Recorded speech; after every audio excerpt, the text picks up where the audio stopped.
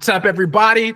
Now we're going to get into Rare Books USA, not just eBay store monthly reports. We're just going to say whole monthly report now because we're not just selling on eBay, we're selling on other platforms. So in June's conference call, that's going to be switched where it's not just eBay store monthly reports. It's just going to be Rare Books USA monthly reports. And to christen it off, as always, when we started getting into the reports for my book business, Art Sells Antique and Vintage Books, 333 English Ordinal. Rare Books USA, Rare Books USA is eBay, Etsy, and whatnot stores are subsidiaries of Data Productions Media. All right. And so I have my umbrella company, Data Productions Media. I have my book business, and within my book business, which is an umbrella of the subsidiaries of Etsy, eBay, and whatnot. It's an earnings report style monthly update, tracking sales, expenses, and future business advancements. And as I've been saying, the 2025 forward guidance is still $25,000 in revenue. All right, I'm staying firm. I do believe, I'm confident in myself. I'm going to hit it. I might exceed that goal, but I think it's still a great goal to have. And I'm keeping it firm for the year. So 2025 forward guidance is 25,000 in revenue, all in. And so let's talk about the month I've had in May. I had a great month. I had a great month in April. I had my best month in April. May came, I ended up having my best month in April on eBay. You know, it was a killer month. So for eBay, if we strictly stick to eBay, right? I did well, let me go back. So in eBay for eBay, I did in the month of May, I did $2,250. All right. In total sales. My best month ever, I did a little over 2,000 last month in April. So it was about a $200 increase. Net sales I actually brought home is $1,500. Now, when we get into what I've done for the whole year, I've done $9,754.17 from January 1st to May 30th. And so what you see right here for the eBay's linear guidance, I took that 9,750, divided that by 12. I got 1950.83. I divide about that 12, and I take the 1950.83 times that by 12. And so the linear guidance I'm on right now is $23,000 and $23,400. And so that's on the linear guidance if I continue at this pace month after month moving forward. Now, that's not considering what happens in Q4. Obviously, in the retail industry, holidays are Super Bowl, right? So I'm really expecting to hit that $25,000 mark just based off what I believe I'm going to do at the tail end of the year. I'm still growing my inventory. I'm at 2,200 on eBay right now. I'm at 150 on Etsy. And so I don't see why I'm not going to hit that. So I sold 78 items in May. And overall for the year thus far, I sold 327. Like I said, this was my best month overall. And it was because not only was it my best month on eBay, I exceeded my expectations because I made a sell on Etsy and I had a successful show on Whatnot, my two new platforms, right? And so Etsy, I had one order and the revenue was $40.25. This is a new platform for me. I've only had one sale. So, you know, I'm still working on it. I'm giving it time. I'm giving it, you know, at least a year to see if I can succeed on a platform. I know I can succeed, and we'll see if I can make any sales in June. But for May, it helped a lot.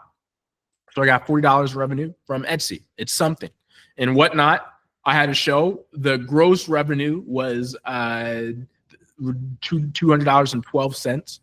I actually took home $177 of that. And so when I take the $2,250, $2,250, I take the $40 I got from Etsy, and I take the $212 from Whatnot, I get to $2,502.54. My best month-over-month result to date. So I made $2,500 in May. Where could that be if I took that out linearly? Think about that, right? Over a 12-month span. So now we're getting there. We're chugging. And so it was important to me to at least open myself up to opportunities. Prove to myself I can run a Whatnot show. Prove to myself that I can sell something on eBay. Now, being successful on those platforms is a different story, but at least the valves are open, and now I can at least get the water flowing through work. But I do believe, eBay is still going to be my heavy driver. Like, that's the backbone of my business. It's very important. It's funding other sides of my operation now. I'm able to invest more time in Etsy because I'm comfortable and confident in what my eBay store is going to do. I'm confident in what my eBay store is going to do, so I can get into Whatnot and do other things because I already have this on a good train track. And just look at some of the detailed seller ratings, feedback ratings. The last 12 months, I've had 260 positive reviews. I've had 1 negative review. And this is actually good information to look at, right? And how your metrics are with your customers. So out of 260 positive reviews, it breaks down to accurate description, shipping speed, communication, and reasonable shipping cost, right? And so you can really tell a lot about your business by looking at the detailed seller ratings that buyers are giving you, right? And so I want people, Rick James, hey, Rick, hope you're doing well. Hopefully you've been watching thus far. It's going to be a long presentation today, but it's okay. Glad to have you in the show, Rick James. But going back to the detailed seller rating, so this is what I actually want to look at, right? So, and it tells a lot about your business. Accurate description, I got 231 out of 260 for 5 stars. Shipping speed, 255 out of 260. Reasonable shipping cost, 229 out of 260. And communication, 254 out of 260. Now, this tells you a lot about your business and how you run it. These are all good numbers, but this is starting to get granular, okay? I'll start with the obvious ones. Shipping speed, 255 out of 260. Communication, 254 out of 260. Those are my 2 strengths. Why are those my 2 strengths? I'm getting orders out 1 to 2 business days. Clockwork, always. These are getting out. When people make an order, they get it as soon as possible. It's out. I don't play. And that's why you see it in the shipping speed, right? Communication as well. When it's delivered, when an order is delivered, I'm sending them a message immediately. Say, hey, I see that your package is delivered. Hopefully you had a great experience and that you leave a positive review. Is this specific genre of book, postcard, or item, something that you look out for? If so, I'll keep you in the mind for future references, right? People like that. So that's why I have really good shipping speed and communication 5 stars. Now you see the lower ones, right? I have accurate description at 231 and I have reasonable shipping at 230. You can see that's a dramatic difference between the shipping speed and communication. It still evens out to a great result, but I have to look at those and see why, right? So accurate description. Sometimes you miss some things on your listings, especially how I do it. I use ChatGPT. I allow ChatGPT to write my descriptions. They do a really good job, in my opinion, so I don't worry about it too much. And what people don't really like to understand is there's an accountability factor to it as well. People don't look at the descriptions as much as they should, and they'll blame the seller for not putting something in there when it has. I've had that happen multiple times. People say, "Oh, there's indents in my book I didn't know of," but they didn't read the description. It was in there. They didn't look at the photo. It was in there. And also, when it comes to reasonable shipping costs, that's the lowest one I have, and I've been pretty transparent on it. I do charge more for shipping. Um, it's almost like an insurance policy.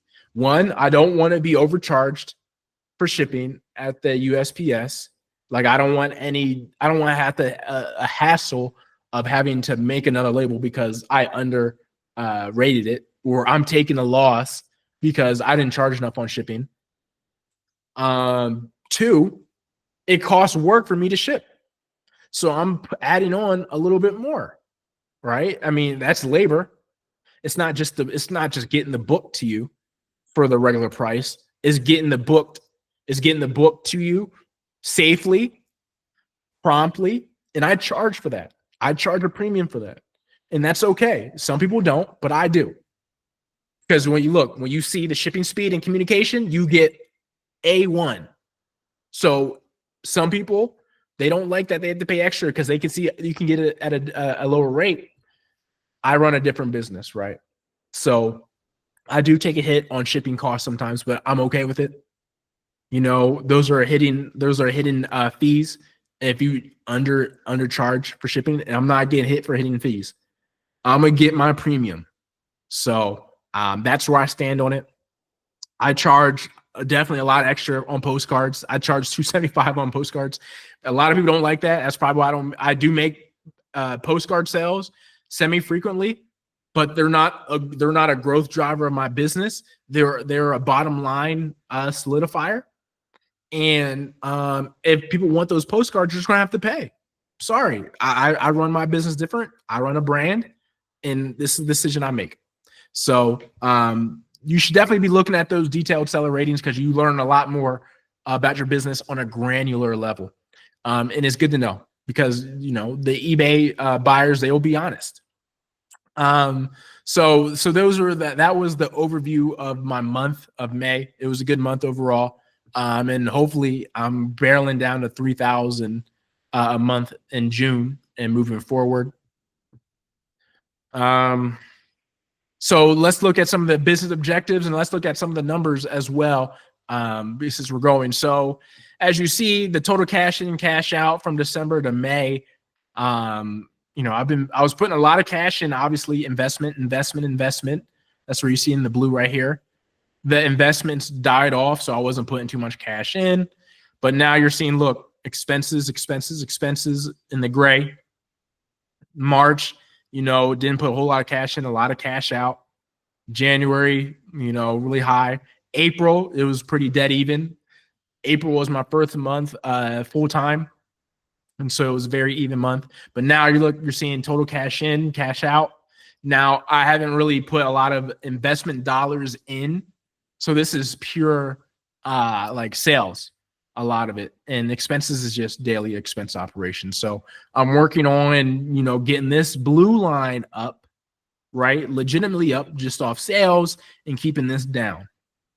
How do I get to that point? Keep lowering my costs per book purchase, really monitoring what I'm buying on whatnot, how I'm buying, and just selling more, having more inventory, getting my inventory up. So that's all important. And so when you're looking at my net income statement from January to May, at this point, I'm in the hole 2,000 on net income, right? But a lot of that was investment. I had bought a new scanner for postcards.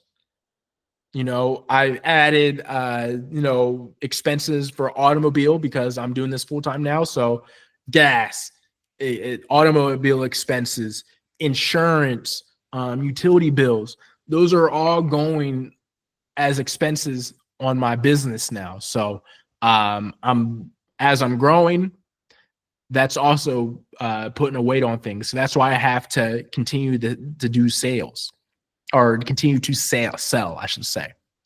Right. And so looking at the balance sheet, I mean, the balance sheet, it's not going to adjust a whole lot.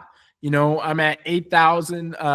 No, yeah, I'm at 8,800 in equity. Yeah, 8,800 equity right now. That includes my postcard scanner. That's equipment. That includes my laptop, insurance, and everything. So when you look at what I have in total assets to what my liabilities, I don't really have any liabilities for real. So 8,000 in assets was good. So we're fine in that scenario. And as you see, my seller hub for eBay, I have almost 2,300 listings on eBay. I'm closing in on that, and I have 150 active listings on my Etsy store. So we're closing in on that 2,500 listing phase on both platforms. The goal is 5,000 listings, maybe by the end of 2025. I'm working to that point, and that's when you're going to get to that $100,000 sale point for the most part. So that's the goal. That's the goal. So the objective next month is 3K a month in sales. Stricter work schedule to maximize productivity. You know, really get the most out of every minute when I'm working. That's important to me. Keep blending postcards into the book listing mix. I really like postcards. I love postcards because of space, time, efficiency, and actually just bottom line. I sell postcards. Okay, you know, $15 isn't a lot in a sale, but when you consider you buy a postcard for under $1, the supplies to get a postcard shipped are really cheap, and the time and labor needed to get that up and out the door is almost minuscule. So, okay, it's a $15 postcard after the fees and stuff. Say you have $11.50 in profit, and it takes you a minute to pack, ship, and label. I mean, that's the bottom line. That's profit straight to the bottom line. If I sold a $15 paperback, I have to use more shipping supplies. I have to use more labor to get it done. And it's just like in the actual sourcing of it, it took a lot longer. And most likely, it's going to take longer to sell, and it takes up more space on my shelf.